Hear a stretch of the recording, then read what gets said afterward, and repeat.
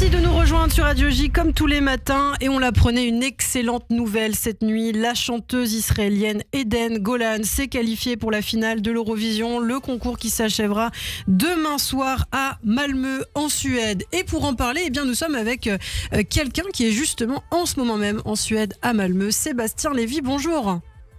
Bonjour Ilana. Merci d'être avec nous. Alors, on va préciser, vous êtes correspondant des cahiers Bernard Lazare aux États-Unis, spécialiste des États-Unis. On va évidemment évoquer ce qui se passe entre Israël et Washington, cette tension grandissante. Mais c'est vrai que vous êtes actuellement en Suède. Alors, c'est l'occasion aussi de prendre un petit peu la température. Vous avez assisté, je crois, à la soirée à titre personnel hier. Alors, comment ça s'est passé justement? On a vu qu'il y avait beaucoup de menaces terroristes qui planaient justement sur l'événement, que la délégation israélienne notamment était en danger. Le Shin Bet a même recommandé à la délégation israélienne de rester dans ses chambres d'hôtel pendant toute la durée du concours.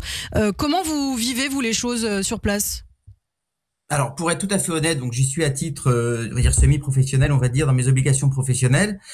Ce que j'ai vu, en fait, c'est que bon, c'est extrêmement sécurisé. Le périmètre est très, très sécurisé.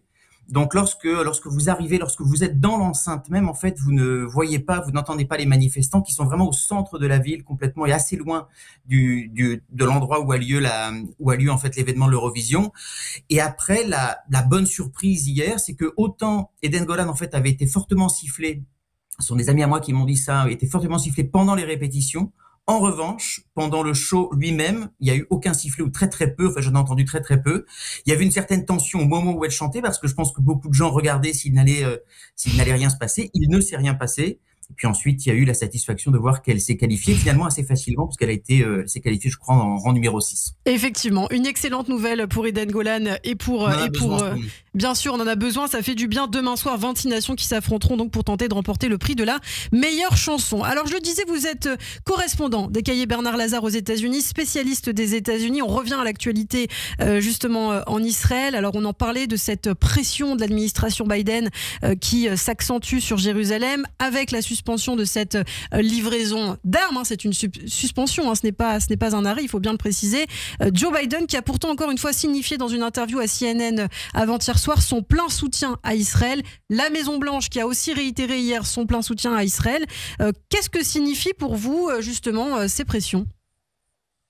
Alors, en fait, ça signifie plusieurs choses et je commencerai par une information qui est sortie hier, une information du Wall Street Journal qui n'est pas, et je le précise, pas du tout un journal qui est plutôt pro-Biden, c'est plutôt le contraire, et qui a sorti une information qui, à mon avis, est très très importante et qui explique la séquence qu'on voit depuis 2-3 jours, qui est qu'il semble que cette crise, en fait, ne devait pas en fait être rendue publique. Donc, en fait, toutes ces divergences, toute cette menace de l'administration Biden envers Netanyahou devait rester confidentielle pour justement permettre aux partis de travailler ensemble et de voir éventuellement de travailler sur un plan qui permettrait d'éviter d'arriver à cette extrémité. Il semble que ce soit les officiels israéliens, donc le gouvernement israélien, qui ait fait fuiter cette information pour, d'une certaine façon, coincer un petit peu Joe Biden, qui devait soit se dédire publiquement sur CNN, soit ce qu'il a fait assumer et finalement dit ce qui s'était dit en privé. Donc c'est vrai que ça a mis de toute façon le gouvernement Biden dans une situation un petit peu compliquée et on a assisté hier, non pas à un rétropédalage, mais on a assisté hier à des clarifications en disant ça ne remettait pas en cause le soutien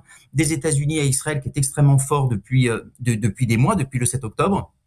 En revanche, ça traduit une autre chose, ça traduit que de toute façon Rafiar incarne est le symbole de toutes les divergences qui existent depuis, on va dire, le mois de novembre, entre les États-Unis et Israël sur la conduite de la guerre, sur l'aide humanitaire et sur la question ou non du plan d'après. Les États-Unis, en tout cas le gouvernement Biden, estime que Rafiar doit vraiment être encadré, doit être piloté de façon à limiter au maximum la crise humanitaire et également doit s'inscrire dans la constitution d'un plan de l'après-guerre qui pour l'instant n'est pas suffisant aux yeux des Américains. Effectivement, Washington qui souhaite s'assurer qu'Israël opère de manière limitée. Et je voulais aussi avoir votre opinion sur ces paroles de Benjamin Netanyahou, le Premier ministre israélien, qui a promis de gagner la guerre avec ou sans embargo. Si Israël doit se tenir seul, le pays poursuivra sa guerre seul contre le Hamas, comme si finalement Israël n'avait pas besoin des États-Unis. Alors est-ce que Jérusalem peut s'affranchir, selon vous, de Washington, ou est-ce que c'est une pure illusion ? Alors, je pense que c'est assez confortable pour le Premier ministre israélien de le dire au moment où les Américains viennent de renvoyer en fait un plan d'aide de 15 milliards qui a été voté récemment au Sénat. Et c'est confortable aussi pour lui de le dire au moment où le gouvernement Biden dit de toute façon, Israël se verra envoyer les armes dont il a besoin pour se défendre. Les choses sont claires, le gouvernement Biden est clair, et pour le coup, ça fait vraiment l'objet d'un soutien bipartisan aux États-Unis. Donc, de cette façon, ça permet à Benjamin Netanyahou, cette bonne guerre, de faire de la politique intérieure, comme Joe Biden en fait un petit peu, comme les républicains en font également.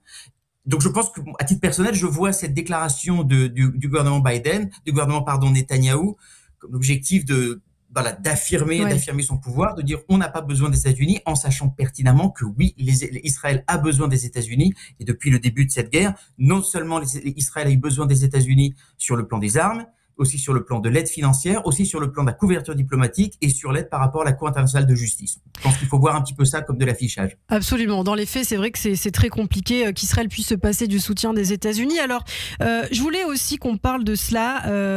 Les accords d'Abraham ont été signés il y a 4 ans, Sébastien, suscitant un énorme espoir pour la région, pour la paix. L'ancien ambassadeur d'Israël à Washington, Michael Oren, a estimé justement cette semaine qu'Israël devait se servir de son alliance avec les Américains pour normaliser peut-être ses relations avec l'Arabie Saoudite. C'est vrai qu'on en parle de plus en plus de cette future alliance peut-être, mais que cette alliance avec Washington ne pourra pas se faire sur le dos de la sécurité d'Israël, que cette alliance avec l'Arabie Saoudite ne pourra pas se faire sur le dos de la sécurité d'Israël. Est-ce que vous êtes d'accord avec ça ? En fait, Michael Oren résume exactement les enjeux qui ont lieu en ce moment et qui sont au cœur finalement des divergences entre les États-Unis et Israël. Les États-Unis veulent absolument construire sur les accords d'Abraham et de se dire il y a une fenêtre de tir, il y a une opportunité extraordinaire aujourd'hui de créer une nouvelle alliance régionale en incluant l'Arabie Saoudite.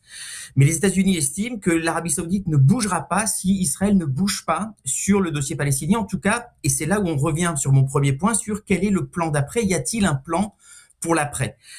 Et dans le même temps, évidemment, Israël ne veut pas sacrifier cet objectif de normalisation, ne veut pas sacrifier sa sécurité. Donc on en est là. La question, c'est est-ce que les États-Unis et Israël peuvent travailler ensemble pour finalement répondre aux besoins sécuritaires d'Israël, tout en ouvrant une porte sur le dossier palestinien qui permettra aux Saoudiens de venir dans cette alliance que les Américains appellent de leur vœu. Donc complètement, je rejoins complètement ce que dit l'ancien ambassadeur d'Israël aux États-Unis.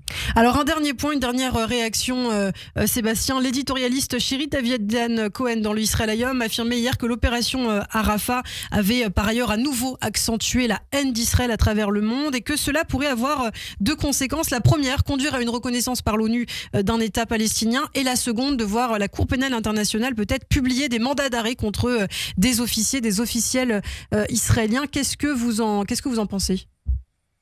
Alors, je pense qu'il faut quand même distinguer un petit peu ce qui ressort vraiment du pur antisémitisme et que les Juifs de diaspora vivent, que ce soit en France ou à titre personnel aux États-Unis, et ce qui se passe d'un point de vue diplomatique. Je ne pense pas qu'on puisse complètement je dirais, assigner, en fait, expliquer la reconnaissance d'un État palestinien unilatéralement par des chancelleries par une hausse de l'antisémitisme. Je pense que c'est 2 choses différentes. En revanche, ce qui est vrai, c'est que oui, l'opération de Rafah, l'opération possible de Rafah augmente la pression diplomatique sur Israël, et il est possible que, je dirais, pour en sortir, certaines chancelleries décident d'une façon, entre guillemets, de sanctionner Israël par la reconnaissance de l'État palestinien d'un côté et par effectivement des assignations par la Cour de justice internationale. Donc complètement. Donc je ne mets pas complètement ça sur le dossier de l'antisémitisme, plus sur, je dirais, des mesures de rétorsion à l'opération de Rafah que l'ensemble globalement de la communauté internationale condamne, ou en tout cas a plutôt des réticences à ce sujet, si cette opération est une opération massive. Merci beaucoup Sébastien Lévy pour toutes ces précisions. Merci d'avoir été avec nous ce matin sur Radio J. Je le rappelle, vous êtes correspondant des cahiers Bernard Lazare aux États-Unis, spécialiste des États-Unis. Je vous dis à très bientôt sur Radio J.